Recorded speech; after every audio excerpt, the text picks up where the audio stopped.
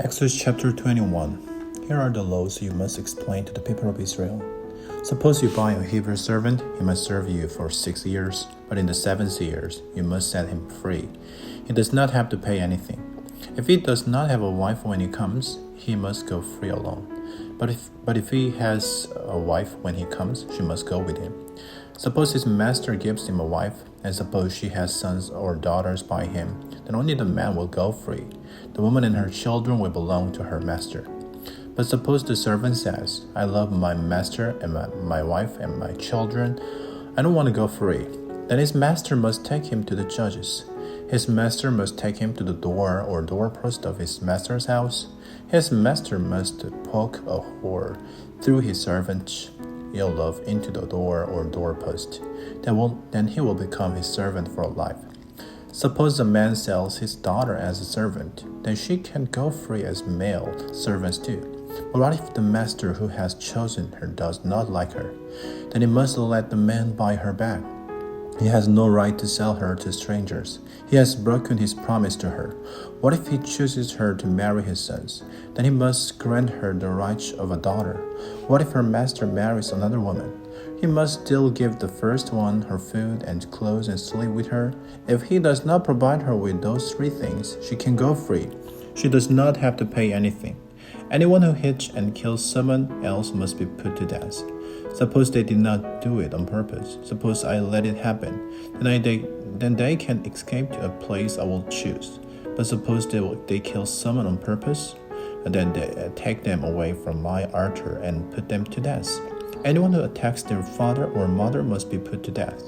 Anyone who kidnaps and sells another person must be put to death. If they still have the person with them when they are caught, they must be put to death.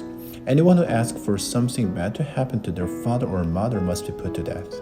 Suppose 2 people get into a fight and argue with each other. One hits the other with a stone or his fist, and the person who was hit does not die but has to stay in bed. And later, that person gets up and walks around outside with a walking stick. Then the person who hit the other person will not be held responsible, but the person must pay the one who was hurt for the time spent in bed. The one who hit the other person must be sure the person is completely healed.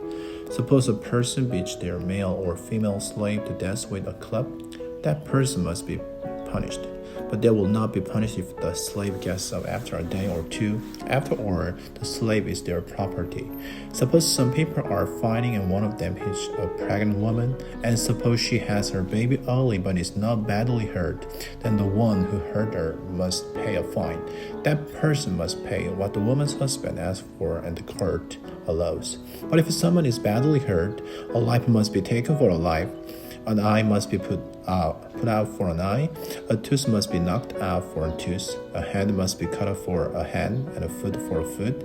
A burn must be given for a burn, a wound for a wound, and a bruise for a bruise. Suppose an owner hits a male or female slave in the eye and destroys it, then the owner must let the slave go free to pay for the eye. Suppose an owner knocks out the tooth of male or female slave, then he must let the slave go free to pay for the tooth. Suppose the bull kills a man or a woman with its horns, then you must kill the bull by throwing stone at it. Its meat must not be eaten, but the owner of the bull will not be held accountable. But suppose the bull has had the habit of attacking people, and suppose the owner has been warned but has not kept it fenced it. Then if it kills a man or woman, you must kill it with stones. The owner must also be put to death. But suppose payment is required of him instead, then the owner can have his life by paying what is required. The same law applies if the bull wounds a son or daughter with its horns. Suppose the bull wounds a male or female slave, then the owner must pay the slave's master about 12 ounces of silver.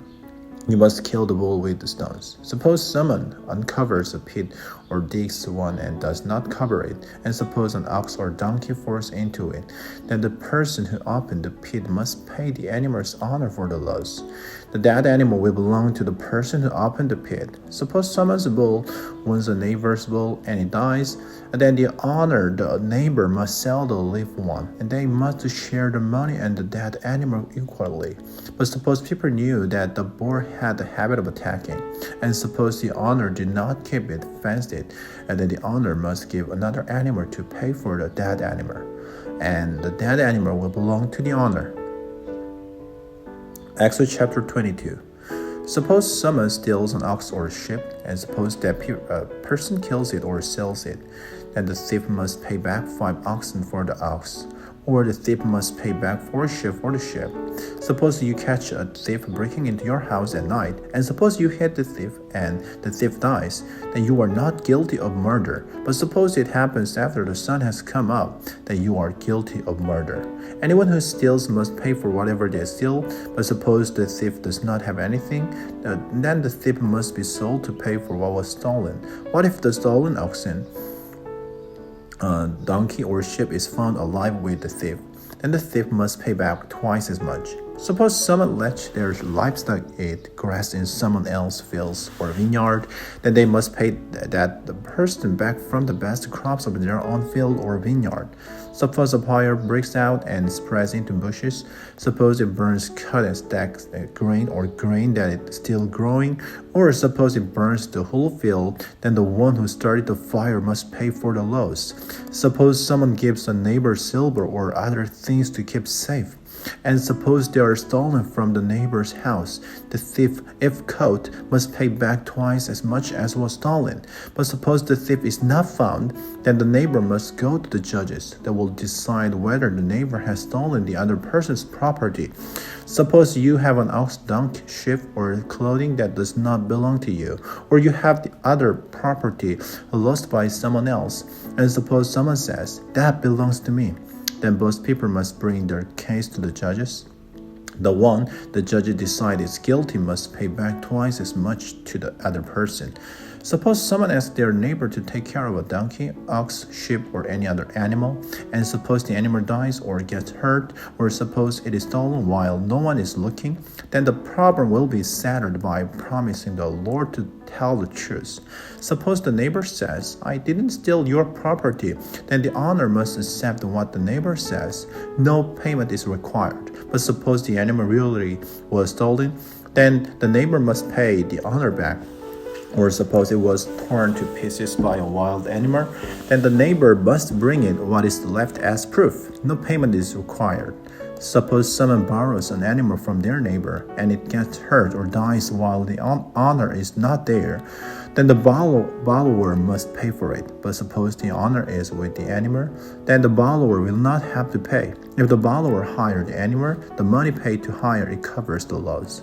Suppose a man meets a virgin who is not engaged and he talks her into having sex with him, then he must pay her father the price for a bride and he must marry her. But suppose her father absolutely refuses to give her to him, then he must still pay the price for getting married to a virgin. Do not let a woman who does evil magic stay alive. Put her to death. Anyone who has sex with an animal must be put to death. Anyone who sacrifices to any god other than the Lord must be destroyed.